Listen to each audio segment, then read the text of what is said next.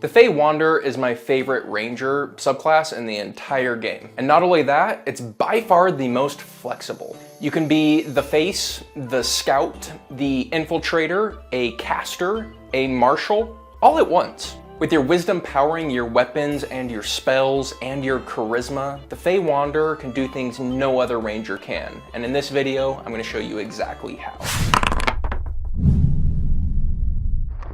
If you want a really cool fleshed out casino complete with gambling and its own adventure, you can get it for free just by joining the Dungeons & Dragons Lovers School community. It's an amazing community where people come together to create games and to share resources. I've been blown away by the contributions that the community has given to everybody else. I 100% guarantee that it will be worth your time to go there and check out what has been gifted. The link is in the description down below and will probably be the pinned comment as well. Quick reminder before we get back to the build, if you want to see a particular subclass in the deep builds, leave a comment down below. Unless someone already has, then thumbs it up. Whatever comment is the most thumbs up is the subclass I'll be doing next for this series. Getting back into the build, as for story, I'm actually pretty light on story for this character. The idea is that we're a scribe that somehow gets our hands on some Fey books, maybe they're Fabletales. And as we read them, we have this connection to the Fey realm come through these books. Maybe we get pulled into them, maybe we just love them. Well, whatever it is, it creates a connection between us and the Fey, making us a Fey Wanderer. As for our lineage, I'm going to be going for the ASMR. The ASMR is incredible for this build. I'll talk about more why later, but for now, we just get everything an ASMR gets naturally. We get a bit of healing, we get the light cantrip, dark vision, and a couple resistances all right out the gate, and it's really, really great, but we'll talk more about that later. As our story suggests, our background is Scribe. It comes with Investigation and Perception, two great skills in their own right, but it also comes with the Skilled Feat.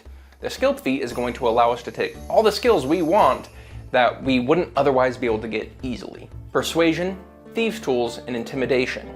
As for our path, we're going to be taking all 20 levels into Fey Wanderer Ranger. Here's our stat lineup. We're going to be doing standard array like all deep builds. The less flexible I am, the more flexible you can be. Strength is going to be 8, Dexterity is going to be 13 plus 1, Constitution is 14, Intelligence is 10, Wisdom is our 15 plus 2, and Charisma is 12, which is surprisingly important in the long run, but we'll talk more about that later. First level, we're gonna pick up Stealth, Insight, and Survival. Between this and our background skills, we are already a roguelike because we have Stealth and Thieves' Tools, so we can do what most rogues do.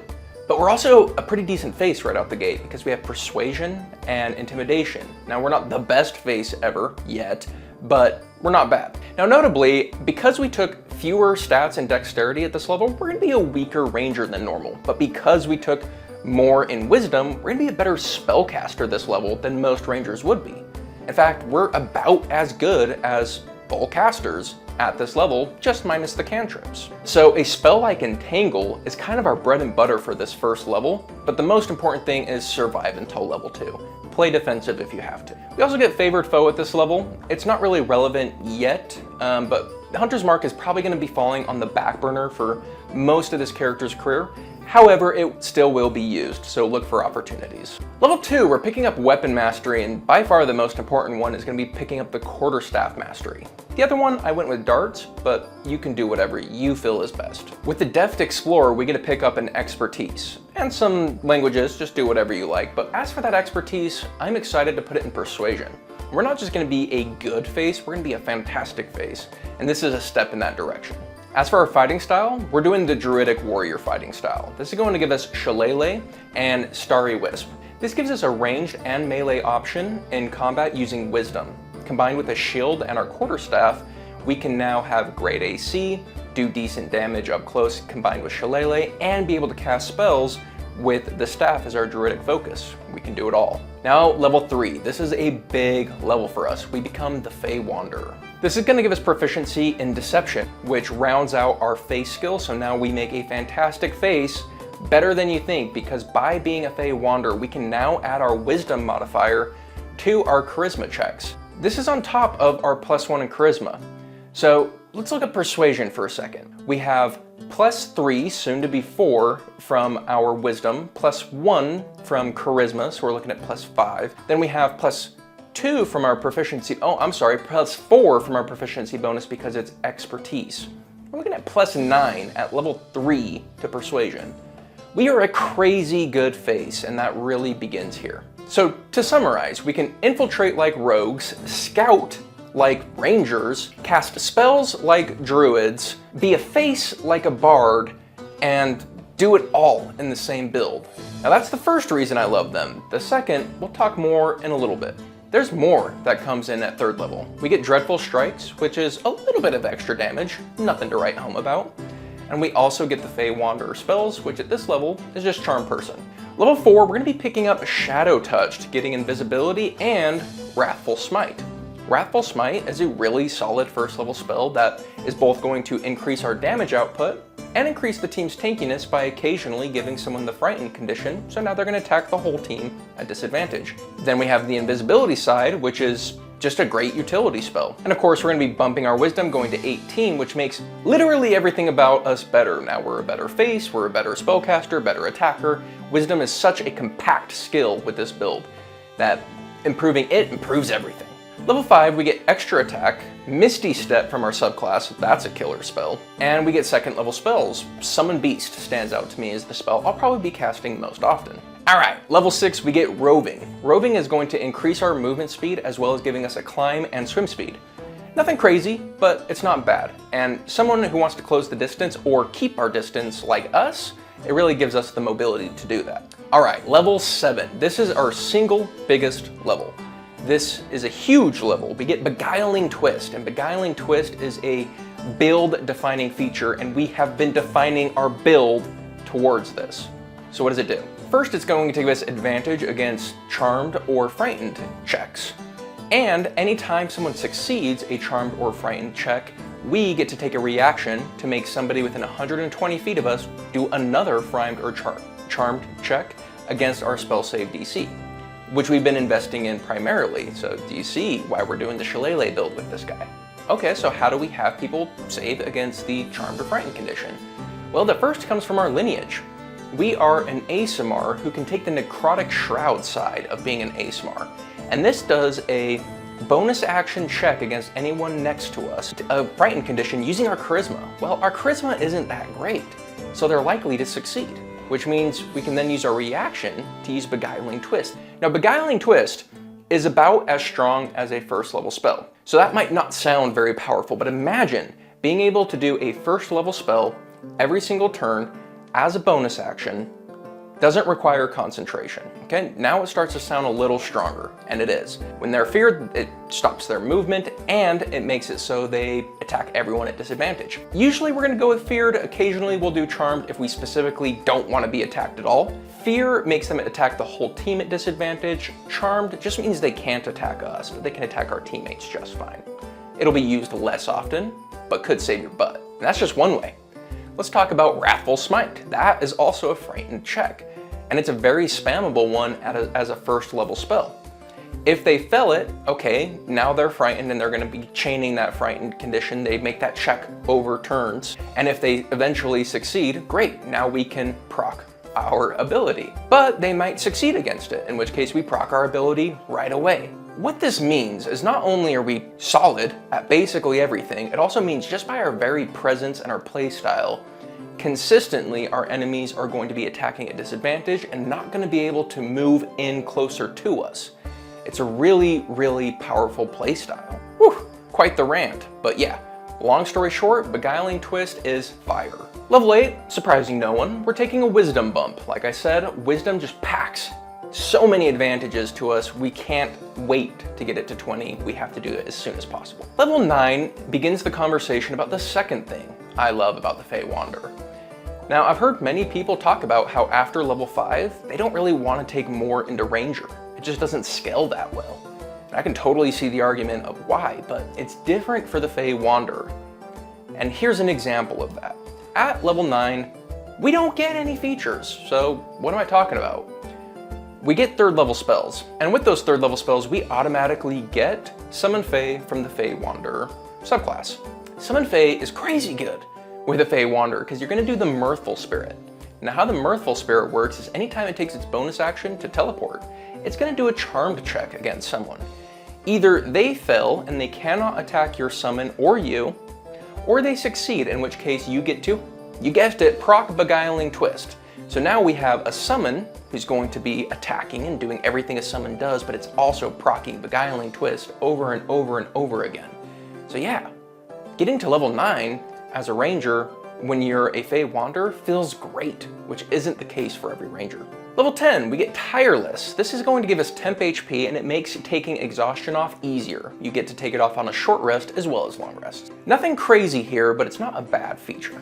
Level 11, we're gonna get a bump to our Dreadful Strikes. It was just doing a D4 before, now it's just doing a D6. It's a small bump, but it's there. More importantly, we get a new Fey Wanderer feature, which is Fey Reinforcements. This is what I love about the Fey Wanderer, is there's not like one feature that's so much better than the rest. It's well designed in that you get a good feature, and then the next time you get a better feature, and then the next time you get a better feature, and you don't get any duds with this setup, or you don't get so much power up front and none on the back end. It's really well balanced. I think the Fey Wanderer is one of the better designed subclasses in the game. So what does Fey Reinforcements do for us? Once a day, we get to cast Summon Fey for free. Additionally, we no longer have to use concentration to cast Summon Fey. When we do it this way, they only last a minute. But what this represents is that we can now do a concentration spell on top of what we were already doing. Because we were definitely using Summon Fey before, well now we can do that on top of doing something else. So Entangle, Fog Cloud, those are both online on top of having a Fey teleporting around. So we have a ton of battlefield control here. Level 12, kind of a branching paths moment for me. I ended up going with a con bump because I wanted better concentration along with more health. Can't go wrong that direction.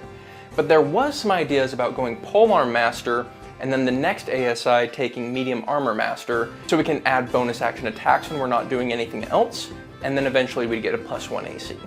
At the end of the day though, I decided that just more health and better concentration outweighed those options. But I figure I'd let you know in case that's the direction you want to take the build. Level 13, we're going to pick up Dimension Door from being a Fey Wanderer. That's an amazing teleport that we can take somebody with us and has massive range.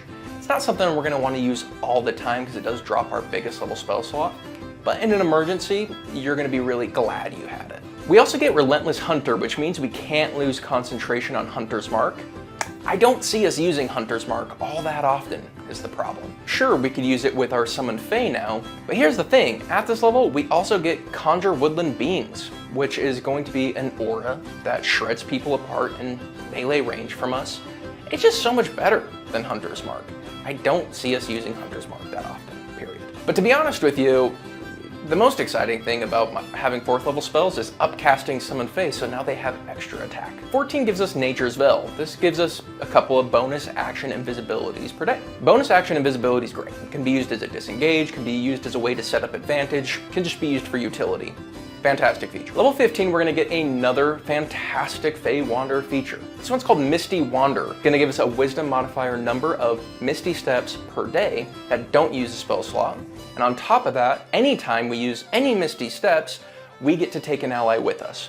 So our mobility just went up crazy amounts. And we get to contribute to our team's mobility as well. Think about all the times that you've seen an ally being grappled or restrained by something. So many monsters do that. Now you just run up, boom, bonus action, they're escaped, and you still have your action and your Summon Phase action and whatever spell you have going on that you're concentrating on and your fears being tossed around.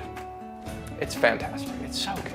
Level 16, we get another ASI. I don't really care what we do with this one. We're gonna wanna get a con bump somewhere. I went with Durable because our mobility's good enough, but Speedy's another idea. Level 17, we get Mislead from being a Fey Wanderer, which is a really fun spell. It's not the best spell ever, but it's just fun and cool. We also get Precise Hunter, which is fine. It gives us advantage on anyone we attack who has Hunter's Mark on them. But again, I don't really see us using Hunter's Mark, so it kind of falls to the wayside. We do get our 5th level spells here. The one that stands out to me is Steel Wind Strike. I think that's a cool spell. Overall though, it's a pretty underwhelming level. 18, we get Feral Senses. This gives us Blind Sight to a range of 30 feet. That's fantastic. Blind Sight's great. Gives us a new utility way to use something like Fog Cloud. But more often than not, we're just gonna have it when enemies are screwing around with our senses. Level 19, we're gonna be taking Boon of Dimensional Travel, taking our mobility through the stratosphere. Now we can action teleport in between attacks, bonus action teleport as well, taking teammates around with us. It's fantastic. We're also gonna get a con bump here, which is why we took the half beat earlier. And finally, level 20, we get Foe Slayer. We've been waiting for Foe Slayer. Just kidding. Foe Slayer is garbage. It's honestly better to take a first level dip into Fighter to pick up the dueling fighting style. Yeah, the dueling fighting style is better than the Ranger's capstone ability. Who designed that? Anyways, that would be the end of the career. Why am I excited to play this build? Well, you guys kind of saw that it's story light for me.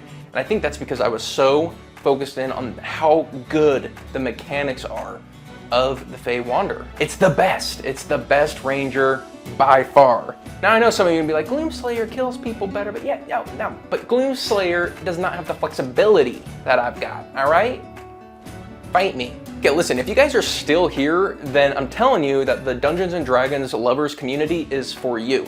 Just try it. Go there and take a look around. I promise, the first day you're there, you're gonna be like, holy crap, there's a ton of value here. If I'm wrong on that, send me a message that says, hey, you're an idiot, Sage, and then leave. But you won't, because it's absolutely worth the time. Go check it out. All right, description down below. And while you're down there, don't forget to vote on the next deep build. All right, guys, love you lots. Peace. Until next time.